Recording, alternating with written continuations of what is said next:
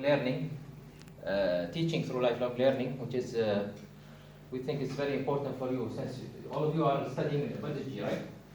Okay, so we are coming from an institute called International Institute of Inspiration Economy.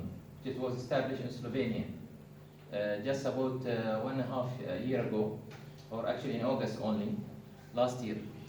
And maybe some of you maybe heard about us. We've been doing some work here with University of Buheji, especially projects relevant to life projects, changing the society and socio-economic society. For example, we are doing some projects relevant to gambling, reducing the impact of gambling on youth, and other projects like relevant to reducing poverty in youth with the Buheji University students and other students from high schools in Buheji. Lifelong learning is a very important topic because today it's a requirement for labor market. It's not only for your teaching, when you teach your students in the future, but it is very important in order to create a person who are persistent and inspired.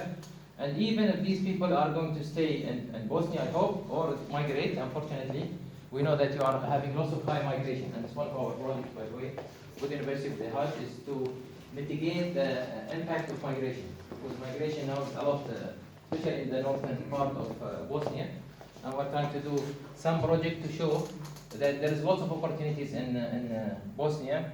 It's better even than Europe if you don't migrate. Anyway, let me start on this topic, and I hope that we have interactive session, especially that we are having only about 1 hour. We thought we have 1 hour 30 minutes, but we'll go for 1 hour for today, and then I will try to stop and ask you some questions while we are doing that. So we hope it is not a lecture, it's more of an interactive session, I hope. Is my English okay, clear for you? Okay. Yeah. So what is lifelong learning and what is its relation to inspiration economy? First, let me explain, as I said, what is inspiration economy. Because it is very important. You see, that is why we are calling something called a youth economy or inspiration economy. Today the world is going through instability, especially in capital, what's called capital economy. Especially the materialistic economy is not stable. And there is only one thing that is stable, which is the humans. And the humans, they have lots of intrinsic powers that have not been utilized. And for that we started about 3 years ago a journal, a scientific academic journal, peer-reviewed journal, that's relevant to inspiration economy, which we had about 49 researchers from around the world, professors, who are collaborated to establish this journal, and it was established in my country, in Bahrain. From that we brought the Institute of Inspiration Economy. So it's about something, inspiration is about something that makes someone to do something, okay? And this is very important, is that when you are persistent to do something, then you are inspired.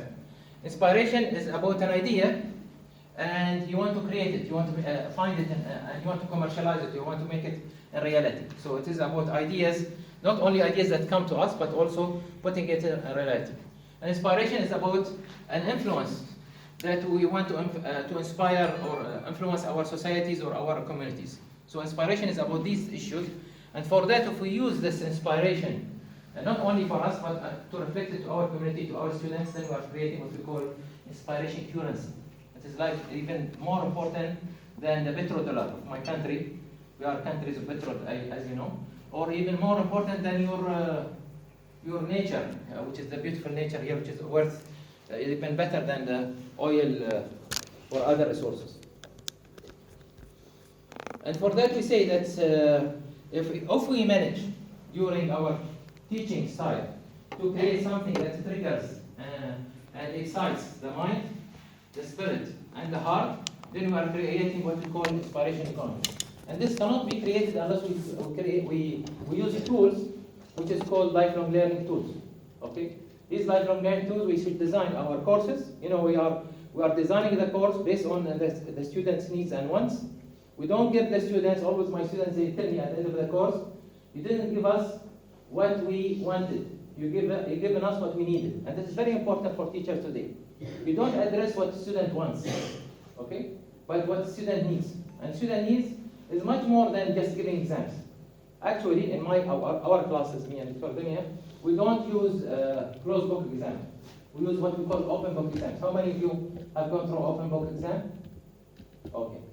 So there is, okay. But as a student, you should demand, frankly, even in the university, to open this, because today you don't need to memorize things, isn't it? What we need today